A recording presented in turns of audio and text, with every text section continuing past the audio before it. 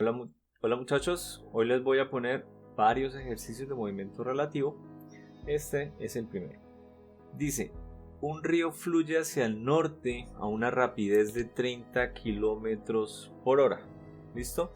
Esta información me da no solamente de magnitud, es decir, ya sé cuánto es la rapidez a la que fluye el río, 30 kilómetros por hora, y también me da información de dirección, es decir, aquí tengo un vector de velocidad del río completo.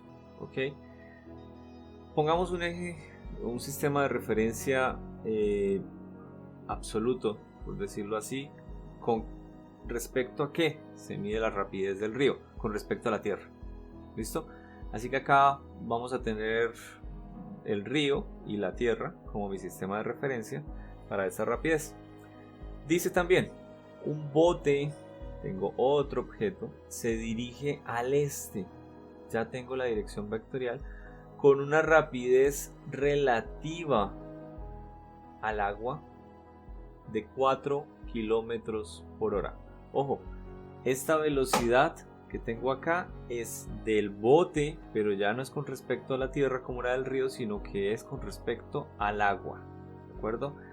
Hay una velocidad que no conozco, porque ya tengo con respecto a la tierra el río y tengo con respecto a la tierra el bote. No, ¿de acuerdo? No tengo ninguna información que me diga cómo es el bote con respecto a la tierra.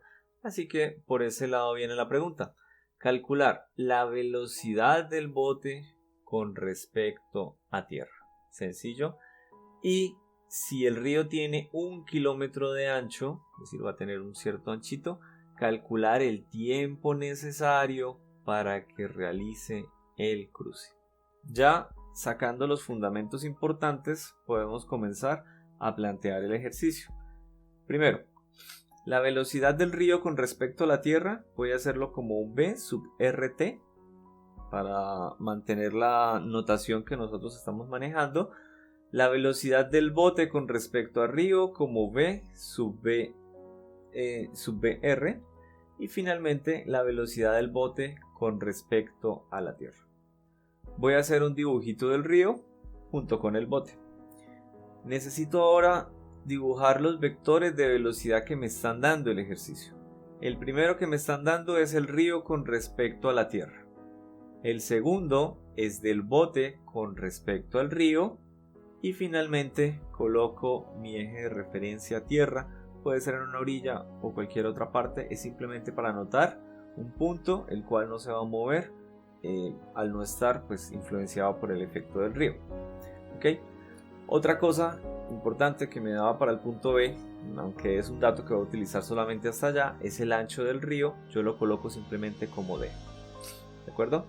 Así que conozco todo lo que está en el dibujo, es decir, la velocidad del río con respecto a la tierra y la velocidad del bote con respecto al río. No conozco el bote con respecto a la tierra, es lo que quiero averiguar. Ok, este es un dibujito de los tres vectores. Acá coloco la velocidad del río con respecto a la tierra y la velocidad del bote con respecto a la tierra.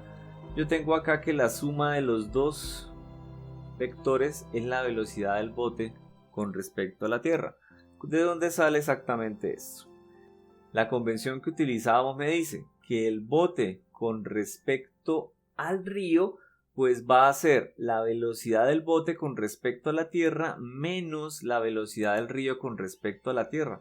Noten que los dos son con respecto a la tierra y que los índices, el orden que estamos respetando, en el cual primero va B y después va R, pues se combinan para darme la velocidad del bote con respecto al río.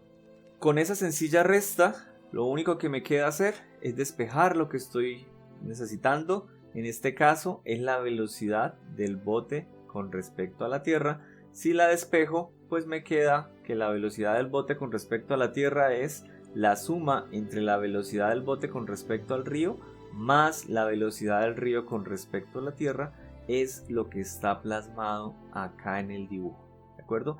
Antes de saltar a dibujar, es bueno plantear la ecuación con sentido físico de velocidad relativa y de ahí sale el resto de incógnitas. Una vez tenemos esto, simplemente escribimos cada uno de los datos conforme me los están dando el ejercicio. Tenemos que la velocidad del río es de 30 kilómetros norte, es decir, en dirección J, así como yo lo dibujo. No tiene que ser así, podría haber dibujado el río de manera horizontal, pero yo elegí esa convención.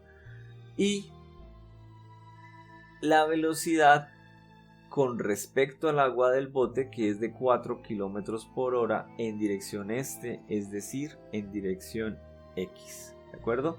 Aquí está la velocidad del bote con respecto al agua y aquí está la velocidad del río con respecto a la tierra. Podemos calcular entonces la magnitud de este vector. No nos lo solicitan en el ejercicio, simplemente nos solicitaba la velocidad del bote, pero podemos calcular la rapidez. Como es un triángulo y ya tenemos acá el valor de la hipotenusa, lo único que necesitamos hacer es elevar cada uno de los catetos al cuadrado y sacar la raíz. ¿De acuerdo? Ese resultado aproximadamente es de 30.27 kilómetros por hora. Para el punto B, me dice, si el río tiene 1 kilómetro de ancho, calcular el tiempo necesario para realizar el cruce. Se pueden llegar a equivocar. Y se pueden llegar a equivocar en lo siguiente. El bote tiene una cierta velocidad con respecto a la tierra, es muy cierto, mírenla acá, pero esa velocidad no está en la dirección del vector de distancia del río. Si me dicen que tiene 1 kilómetro de ancho, me están diciendo que tiene 1 kilómetro de ancho que lo puedo medir de oeste a este o de este a oeste. Quiere decir que estoy midiendo una distancia en X, ¿de acuerdo? Bien, yo tengo la velocidad del bote con respecto al río en esa dirección y la tengo justamente acá.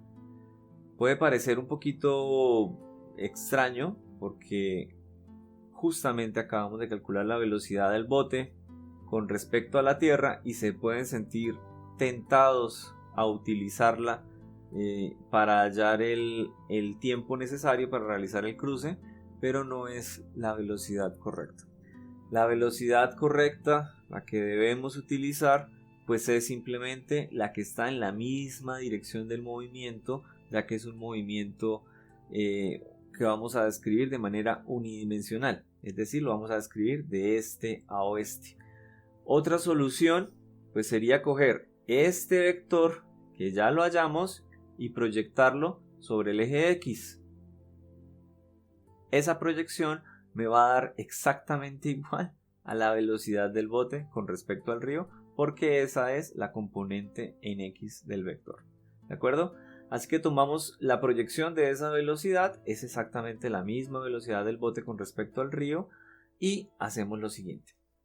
Nosotros sabemos que la velocidad es igual a la distancia sobre tiempo para un movimiento rectilíneo uniforme, es decir, donde no hay aceleración. Acá en este movimiento todas las velocidades son constantes, así que lo único que tenemos que hacer es despejar el tiempo, que va a ser la distancia sobre la velocidad, y eso me da 0.25 horas. Otro ejercicio. Este dice: un avión sale del punto A y debe llegar a un aeropuerto en el punto B a 520 kilómetros en dirección norte. Ojo, acá me están dando una distancia y me están dando la dirección del vector de dicha distancia. La magnitud del vector de velocidad del avión con respecto al aire me están dando una magnitud de una velocidad relativa del avión con respecto al aire y me están dando cuánto vale, 240 km por hora. Y existe un viento, me están dando la velocidad del viento con magnitud de velocidad 50 km que sopla al sureste respecto a la Tierra. Me están dando la dirección vectorial sur-este, es decir, está soplando en una dirección que sería de 45 grados hacia abajo la vertical, lo vamos a ver más adelante. Bien, determinar el ángulo respecto al norte que debe tomar el avión y el tiempo de vuelo. Bien, primero el ejercicio está mal planteado el último párrafo, porque ya cuando me están diciendo que el avión sale desde el punto A y debe llegar a un punto B en dirección norte, me están dando el ángulo. Con respecto al norte ese ángulo es 0. Y el tiempo de vuelo pues sí tendríamos que hallarlo. Así que voy a cambiar ese determinar el ángulo respecto al norte con determinar la velocidad del avión. Estos son los datos que podemos sacar del enunciado del avión. Sabemos cuánto debe recorrer en el eje Y. Tenemos que hallar la magnitud de la velocidad del avión, ojo, pero conocemos su dirección vectorial, es hacia el norte. Sabemos la magnitud de la velocidad del viento y sabemos su dirección vectorial, que es sureste.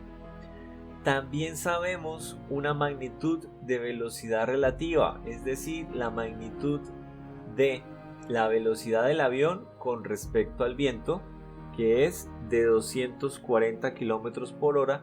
No conocemos su dirección vectorial, es una incógnita que tenemos que averiguar. Ojo, y como sabemos la velocidad del avión con respecto al viento, también conocemos la velocidad del viento con respecto al avión, porque es un vector que tiene la misma magnitud pero sentido contrario, así que si esta es positiva, por ejemplo, la otra debe ser negativa. Y finalmente encuentre el tiempo de vuelo. Este dibujo que tengo acá me representa lo que yo conozco y lo que tengo que averiguar. Vamos a concentrarnos solamente en la parte de abajo. ¿Listo? Bien, ¿por qué? Tenemos la velocidad del viento. Me están diciendo que es 50 km por hora en dirección sureste. ¿Qué quiere decir esto? Que si yo empiezo desde el sur y me paro desde el eje vertical y comienzo a avanzar, a rotar hacia el este, tengo que medir 45 grados. ¿De acuerdo? Esa es la notación que se está manejando. Es una notación, no tiene que ver con física, tiene que ver un poco con sistemas coordenados de orientación. Se supone que es conocimiento de la vida cotidiana, pero pues si no lo conocen, así funciona. Repito, si me dicen que la orientación es 45 grados, o bueno, en este caso no lo dice, tampoco necesita, es simplemente dirección sureste, es porque se para uno en el sur, es decir, en el eje Y avanza hacia el eje este, ¿ok? Podrían haberme dicho 20 grados sureste, en ese caso ya no son 45, pero simplemente cuando me dicen en dirección sureste, estoy en el punto medio de angular. Ahí coloco mi vector de velocidad del viento. También dibujo la velocidad del avión. Recuerden que yo no conozco la magnitud, pero sí conozco su dirección vectorial. Va hacia el norte. ¿De acuerdo? Así que dibujo esos dos vectores y ya con eso tengo suficiente para comenzar. Voy a continuar. Una vez haya colocado mi vector de velocidad del viento y la velocidad del avión, donde termina cada uno de ellos, el otro vector, pero negativo. ¿Ok? ¿Por qué hago esto? Porque yo ya sé que la velocidad del viento menos la velocidad del aire es la velocidad del viento con respecto al aire. Así que es muy fácil de visualizar y es muy fácil de dibujar. También sé que la velocidad del aire menos la velocidad del viento es la velocidad del aire con respecto al viento. ¿Dónde saqué esas maravillosas ecuaciones? De mis planteamientos iniciales. Miren la parte de abajo. Mi inconveniente principal es encontrar los ángulos o las componentes internas de ese triángulo. ¿Por qué me conviene encontrar todas las componentes internas de ese triángulo? Porque una vez yo ya lo tenga, todas las componentes internas, hallar una de ellas como la magnitud de la velocidad del aire es muy sencillo. Lo podemos hacer con dos tipos de teoremas, el teorema del seno y el teorema del coseno. Dos teoremas que nosotros ya miramos bastante en análisis vectorial. Me voy a concentrar un poco en el triángulo de arriba. Va a ser exactamente igual, al fin y al cabo yo voy a hallar esta magnitud o esta magnitud, son totalmente equivalentes, pero pues la velocidad del avión con respecto al viento es el dato inicial. Bien, este lado que tenemos acá en azul es la velocidad del viento. Ese sería el cateto del triángulo. A ese lado le corresponde un ángulo, por decirlo así, el ángulo más alejado, el ángulo opuesto, lo voy a llamar θ sub b, para decir que es el ángulo relacionado con el viento. A este lado del triángulo le corresponde la magnitud de la velocidad del avión. El ángulo más alejado a él, el ángulo opuesto, le voy a colocar θ sub a para representar que es el ángulo del avión. Y finalmente, el cateto más grande, vamos a tener acá la velocidad del avión con respecto al viento. Y el ángulo opuesto lo voy a considerar como el ángulo del avión con respecto al viento. ¿Listo? Ok, lo que tengo que hacer a continuación es sacar la relación del ángulo más sencillo de todos. Miren el dibujo. Acá nosotros tenemos que desde la línea vertical hasta la velocidad sub b, donde voy a trazar el vector, es 45 grados. ¿De acuerdo? Ese ángulo de inclinación de sub b es el mismo estando acá abajo en el dibujo o estando acá arriba en el dibujo. Sigue siendo el ángulo desde la vertical hasta sub b como 45 grados. Y sucede que ese ángulo de 45 grados más uno de los ángulos que no conozco, el ángulo de la velocidad del avión con respecto al viento, pues los dos me van a sumar 180 grados. ¿Listo? Así que planteo la ecuación y despejo el ángulo de el opuesto, pues, este que estamos tratando acá, de el avión con respecto al viento me da 135 grados. Perfecto. Ya conozco un ángulo interno, solo uno. No conozco este, tampoco conozco este, pero es que con solo uno es suficiente para lo que yo necesito. Cuando no conozco ninguno, pero conozco las tres magnitudes del triángulo, no me queda más sino recurrir al teorema del coseno, porque el teorema del coseno me relaciona la magnitud del triángulo y un ángulo. ¿De acuerdo? El teorema del seno me relaciona a mí ángulos con sus magnitudes, ángulos con sus magnitudes. ¿De acuerdo? Donde estos ángulos es el ángulo opuesto, o básicamente lo que tienen que abrirse dos vectores para poder contener esta magnitud. Ok, con el teorema del seno, y ya que conozco absolutamente todo de este lado, pues voy a igualarlo a algo que no conozca, y algo que yo quiero averiguar es el ángulo de la velocidad del viento. Así que simplemente hago el seno del ángulo del avión con respecto al viento sobre la velocidad del avión con respecto al viento, igual al seno del ángulo del viento con la velocidad del viento.